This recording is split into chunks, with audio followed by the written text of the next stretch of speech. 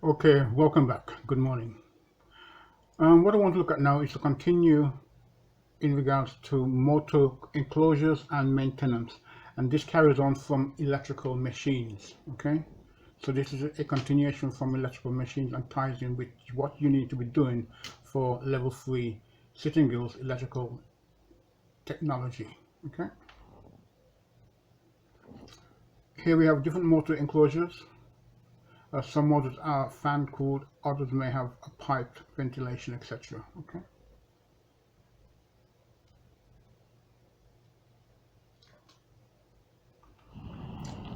Let's just get in close to this so you can see the information in detail. That's the important part. And quite a number of you would already be been working on motors of this type. Okay.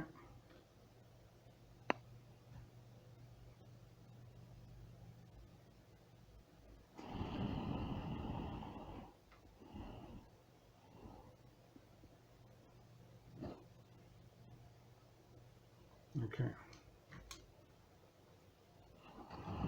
Here we are. Here we are again as well. Okay. Just close on that so you can see the details.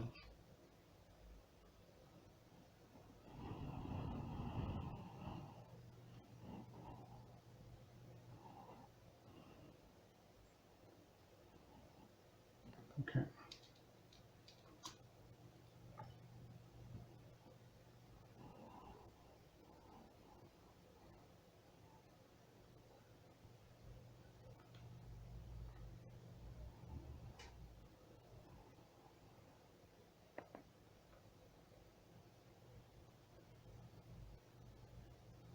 Okay. Let's make sure you got this in view. Okay. Let's make sure we get it in frame, in full frame. Okay. All right. And we have got it in frame. Okay. Okay, that's motor enclosures and maintenance. Okay. Now here we have flame-proof enclosures. Okay. Now, in what this means is that if there's a fire in the factory, these motors will keep running. Okay. So you need to make sure that you have a means of isolation to hand, and so you will have an emergency switching in place.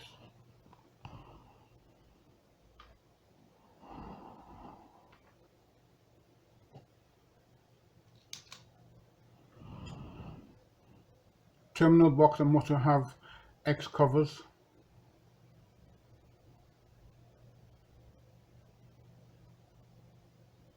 Okay, and you can read it for yourself. You don't need me to read that out to you. Okay. Okay. This particular motor is also fan cooled, indicated by the fans around it and the fan cover at the back of it. And you'll see your fan cover is here. Okay, that is your fan cover. The fan will be rotating at the same speed as the motor. Air cooled. Okay, and let's go back to this again. Connections to motors made with flexible conduit must have a separate earth conductor installed. Now again, check the regulations for this. This may have changed in regards to the 18th edition, but I doubt it very much. I have not checked it myself lately, but please make sure that you have checked this for yourself. Safety, safety, safety.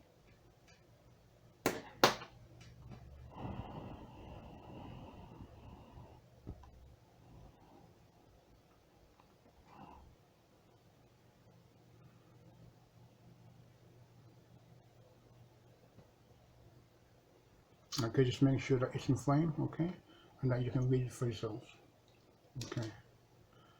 And you have mineral insulated leather cables, should have a loop formed before final connections to the motor. Now, mineral insulated leather cables, you would see this already, MIMS cables, and I've shown you this in one of the videos already. So look back at one of the videos, it's there, cable types, I think it is, okay?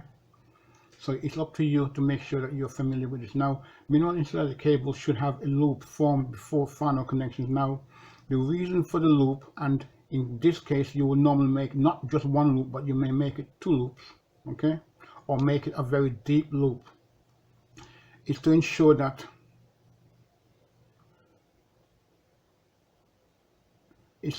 one, it absorbs any vibration and allow for motor adjustments. Now it means that it allows you to, if you made the connections directly to the motor without putting it in that loop, it means that you have no flexibility for moving the motor should it be in the wrong place. It then does not allow you any movement to reduce vibration.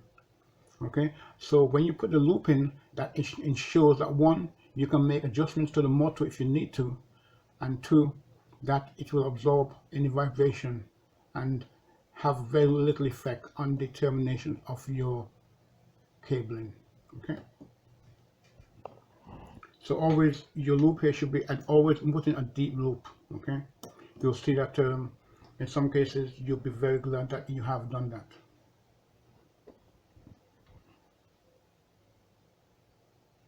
And excuse the vibration if you see it all the time. It's just me holding my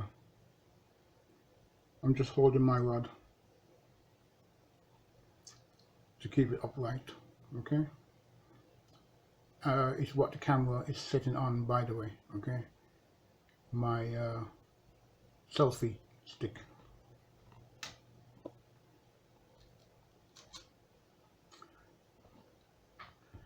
Now maintenance bearings. Now here you can see here that the bearings is worn. I mean, they're shattered, and I've seen this already in some places, and it has a massive effect.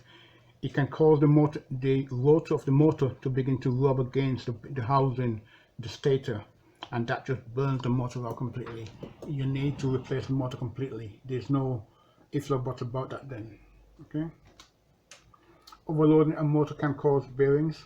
Okay, and I'll bring that in so you can see that for yourself in full. Okay, you wouldn't need to read this for yourself. You don't need me to be reading this out to you. Okay, now the bearings will always need lubrication, and they should be lubricated at least once a week under pressure. Okay.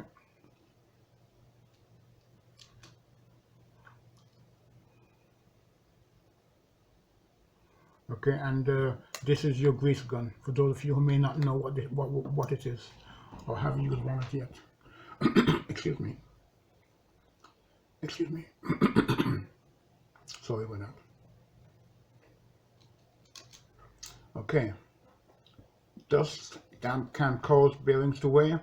Now the damp will cause the bearings to get rusty, but if it's lubricated on a regular basis, that rust and that moisture is forced out, so it minimizes any damage to the bearings. Okay, and that is important.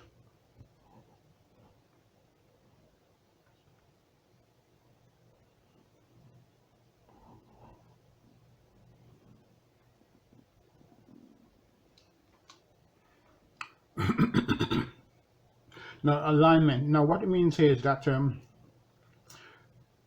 this here, where there's bearings and motors being connected together, you have to make sure that one, it is level, two, that they are in line. Now if these are fractionally out by 1 or 2 degrees, the noise that this would make is tremendous, and the vibration caused at high speed will almost shatter the motor to pieces. So you have to make sure that everything is aligned and secured. You then find that they're bolted down into place, so that ensuring that they cannot move. Here would be some adjustment being able to move. This would be your bearing stand. Okay, basically, right? Coupling. You have a coupling, and the coupling would have a rubber damper on it. Okay.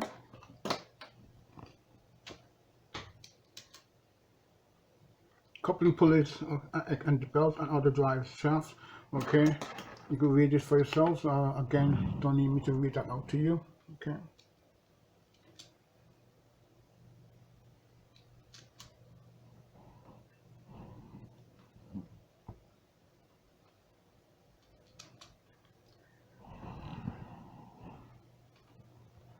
Okay, and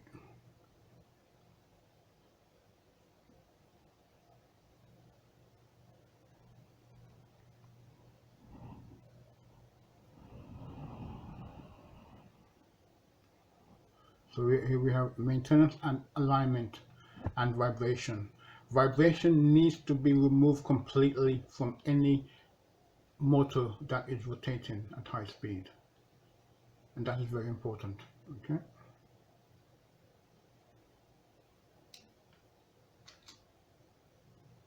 And here's a means by which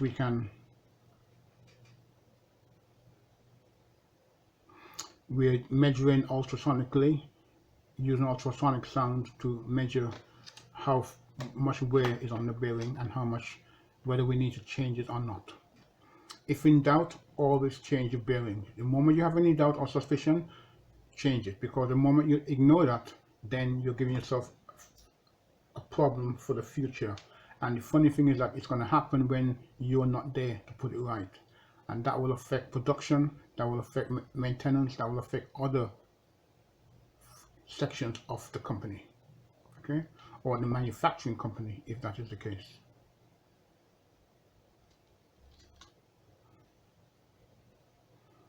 Now here, I'd like to show you, this is one thing that will always interest me.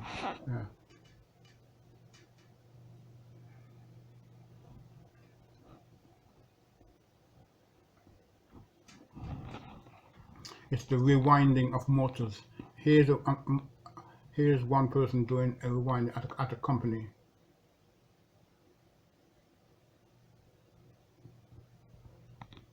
Okay.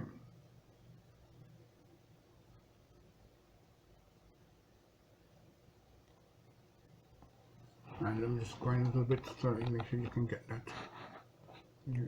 Okay.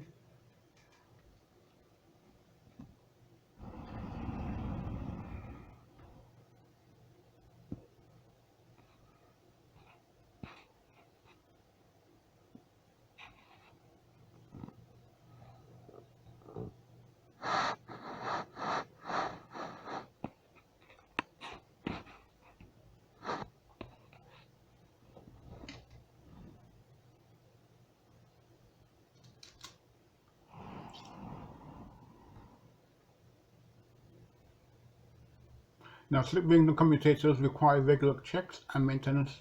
Top picture, okay.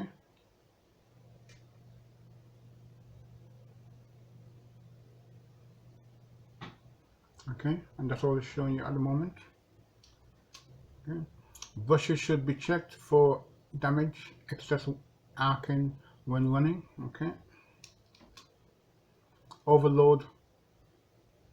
Overloading the rating of a motor can lead to overheating and winding damage. Bottom picture. So you'll then have to have a complete rewind of the motor. Okay. Regular planned maintenance can eliminate most of these problems.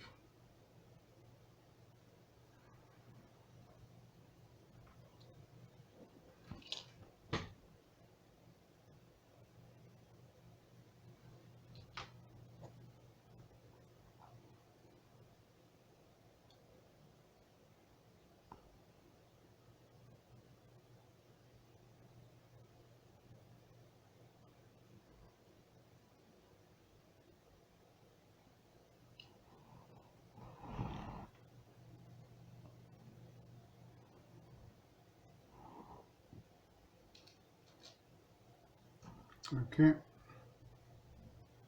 Motors are very reliable machines and can provide many years of service. They will run for, once they are maintained proficiently, they'll run for a while, quite a while, for many years.